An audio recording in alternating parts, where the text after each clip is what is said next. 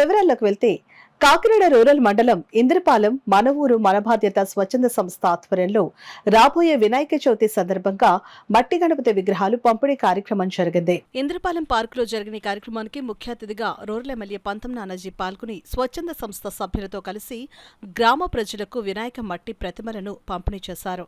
ఈ సందర్భంగా rural MLA పంతం నానాజీ మాట్లాడుతూ మన ఊరు మన బాధ్యత అనే స్వచ్ఛంద సంస్థను మేడిశెట్టి రామ్మోహన్ ఏర్పాటు చేసి అందులో గ్రామస్తులను భాగస్వాములు చేసి గ్రామంలో కార్యక్రమాలు నిర్వహించడం వారికి గ్రామంపై ఉన్న బాధ్యత అర్థమవుతుందని అన్నారు.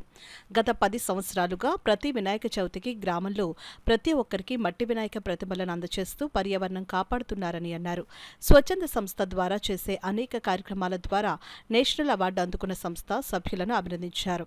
ఈ కార్యక్రమంలో మన ఊరు మన బాధ్యత వ్యవస్థాపక అధ్యక్షులు మేడిశెట్టి రామ్మోహన్, గవర పాపయ్య నాయుడు, జనసేన గ్రామ కమిటీ అధ్యక్షులు గవర శ్రీరాములు, జనసేన జిల్లా కార్యదర్శి సిరంగు శ్రీను, జనసేన నాయకులు రాయుడు శ్రీనివాస్, తాటుమళ్ల రమేష్, ఉదయ్ భాస్కర్, గ్రామానికి చెందిన మహిళలు తదితరులు పాల్గొన్నారు. నేను రెండింటిలో దేనికన్నా ఆమోదయోగ్యమైన ఏంటంటే విలీనం అన్నా జరగాల, లేకపోతే ఎన్నికలన్నా జరగాలి, సత్పరిపాలన అన్నా జరగాలి, విలీనం అన్నా జరగాలి.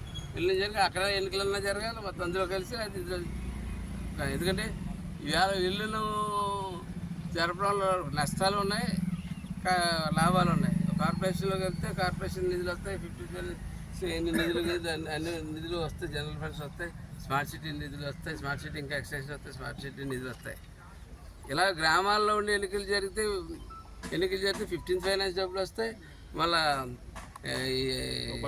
ఎన్ఆర్జీసీ డబ్బులు వస్తాయి, మళ్ళీ ఉపాధి హామీలో మళ్ళా రోజుకు 400-500 మంది గ్రామంలో ప్రతి ఒక్కరికి ఉపాధి కల్పించవచ్చు. ఇటువంటి బెనిఫిట్స్ ఉన్నాయి. 2 రకాలుగానే బెనిఫిట్స్ ఉన్నాయి, కానీ రెండింటికి ఎన్నికలు జరగాలి.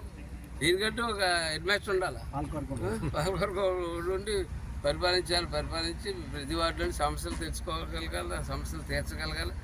ఇలాంటి ఎన్నో కార్యక్రమాలు చేయడం వల్ల భారత ప్రభుత్వంచే నేషనల్ అవార్డు కూడా తీసుకోవడం జరిగింది. ఆ నేషనల్ అవార్డు వచ్చి దాదాపుగా మాకు 6 సంవత్సరాలు అవుతుంది. ఇది 10వ సంవత్సరం. ఇలాంటి కార్యక్రమాలు నిర్విఘ్నంగా చేయడానికి మన ఎమ్మెల్యే గారి సహకారం కూడా కావాలనేసి, అలాగే ఈ పార్కు అభివృద్ధిలో కూడా వారి సహకారాలు కావాలనేసి ప్రజలందరి తరపున కోరుతున్నాను. Thank you.